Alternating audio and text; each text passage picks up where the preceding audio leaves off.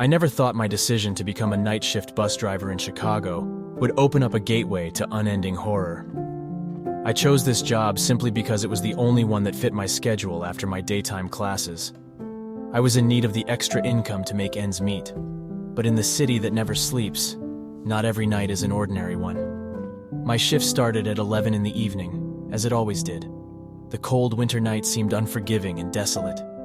I found solace in the constant hum of the bus engine, the flickering neon lights, and the occasional late-night traveler seeking shelter inside the warmth of the bus.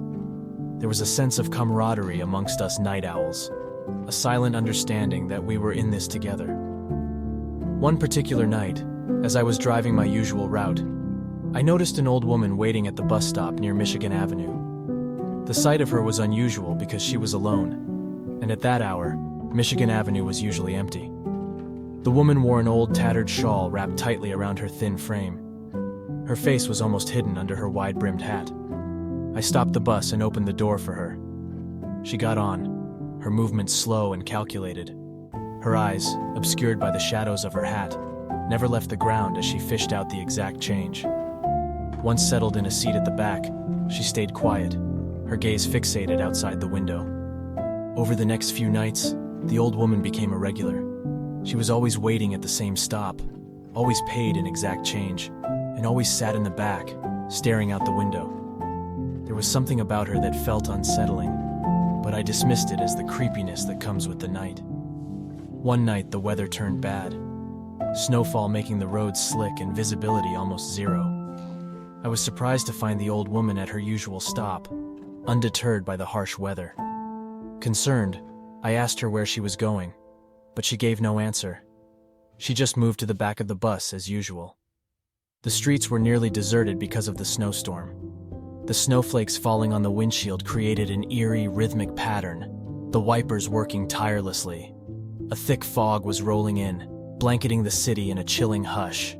That's when it started, the knocking. It was a faint, rhythmic knock coming from the back of the bus, like a code being tapped out. I looked into the rearview mirror, but all I could see was the old woman, her back to me, still staring out the window. The knocking continued, growing louder. It seemed to coincide eerily with my heartbeat, making my skin crawl. I wanted to confront the woman about the knocking, but something held me back. I was alone in a moving bus with her, in the middle of a snowstorm. I decided it was safer to ignore it and focus on driving, but the knocking continued, like an ominous soundtrack to the snowstorm outside. Then abruptly, the knocking stopped, and a cold silence filled the bus. I let out a breath I didn't know I was holding, but the relief was short-lived.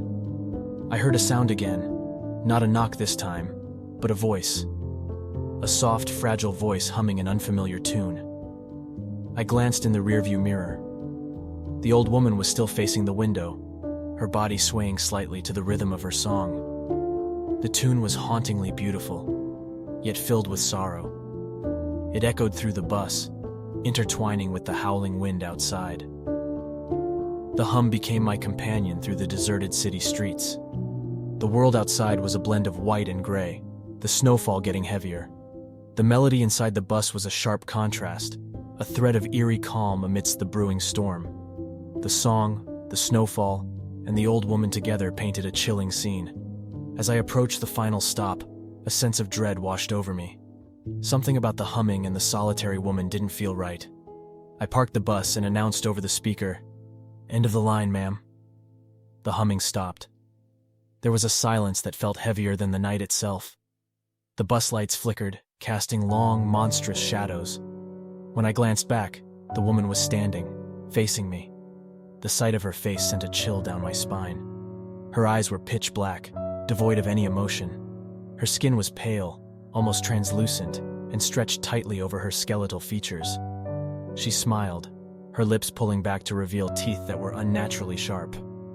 "I know it's the end of the line, dear. I've been waiting for this." Her voice was smooth, but there was an underlying menace to it. I watched in horror as she moved slowly down the aisle. With each step she took, the temperature inside the bus dropped. Her black eyes never left mine. Fear gripped me, but I was frozen in place, like a deer caught in headlights. She stopped in front of me, her inky black eyes boring into mine. She tilted her head and whispered, "It's time." I wanted to ask her what she meant, but I was paralyzed with fear. Her smile widened, revealing more of her sharp teeth. Suddenly, she let out a gut-wrenching scream, so loud it pierced the silence of the night. Her form started to blur and distort, her body fading into a ghostly silhouette. Then she was gone. The only evidence she was ever there was the ice-cold air and the lingering echo of her scream. I sat there, my heart pounding in my chest, trying to process what I had just witnessed.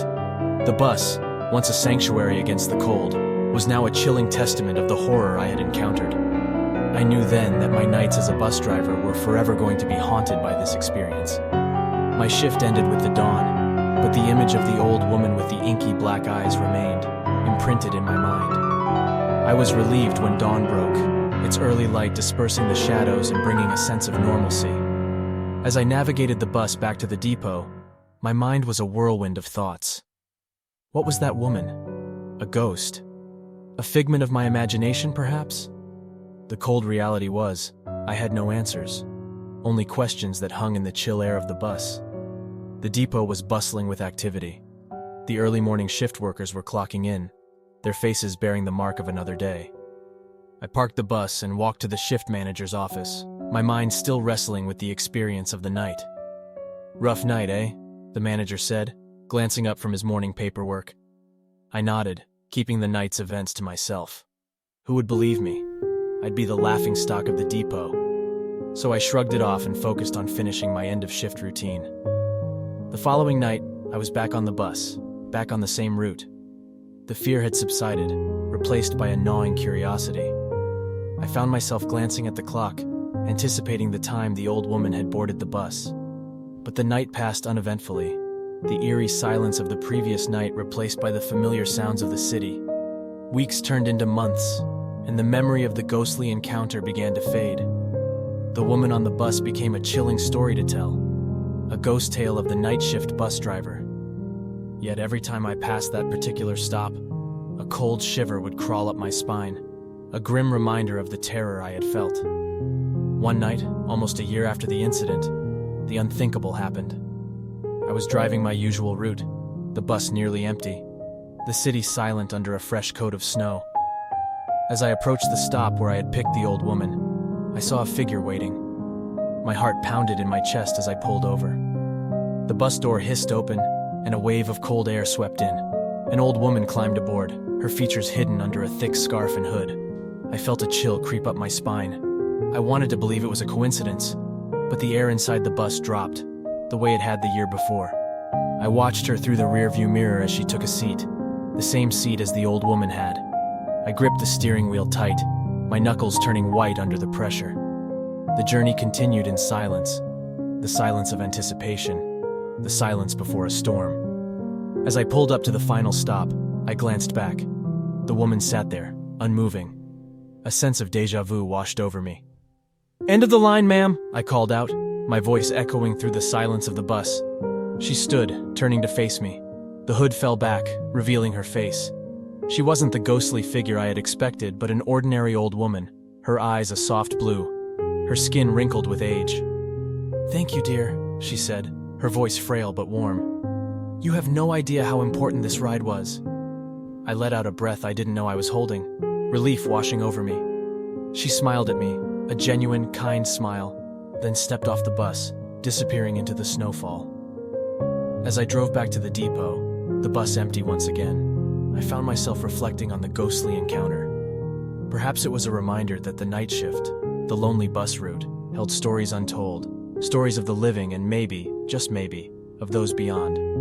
And as the city slept, I was there to witness them, a night shift bus driver in the heart of the city. From that day forward, every passenger who stepped on my bus was a story waiting to unfold, a mystery waiting to be unraveled. The city streets weren't just roads, they were pathways to the unknown. And as I drove through the silent city night after night, I knew I was not just a bus driver. I was a silent observer, a keeper of the city's nocturnal tales. And so, my story spread among the late-night riders, a legend whispered in hushed tones. I became known as the Night Guardian, the driver who ventured into the unknown every night. And though fear still sends a chill down my spine every time I remember the old woman's black eyes, I wouldn't trade my night shift for anything. After all, where else would I find stories that could send a shiver down the toughest spine? Stories of the haunted hours between dusk and dawn?